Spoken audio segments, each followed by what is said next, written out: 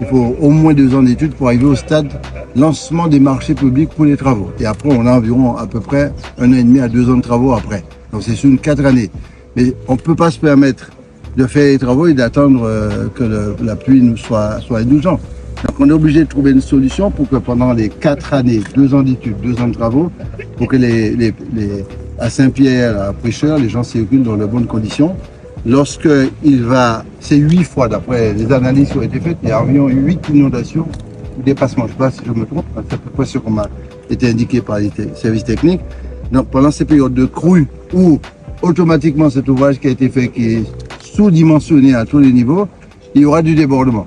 Donc s'il y a du débordement, à ce moment, vous allez pouvoir utiliser cette voirie provisoire et pendant la durée du chantier, s'il y a débordement pendant les 4 années, vous allez pouvoir utiliser cette partie de l'ouvrage. Et à la fin totale de l'opération, nous verrons, parce que ce pont qu'on va mettre, c'est un pont qui doit servir à d'autres besoins, on pourra éventuellement le démonter pour le mettre par ailleurs si on a besoin au Lorrain, à Macouba, à Basse-Côte, au Gaumont. Depuis 2 ans, il m'avait dit, nous allons le faire.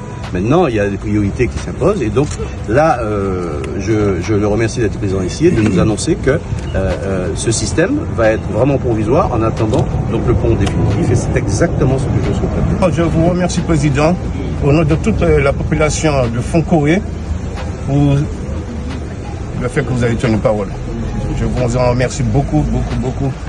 Que la CTM aujourd'hui sera présente à vos côtés, aux côtés de l'ensemble des maires du Nord Caraïbe, pour faire en sorte que l'attractivité devienne beaucoup plus importante sur notre territoire.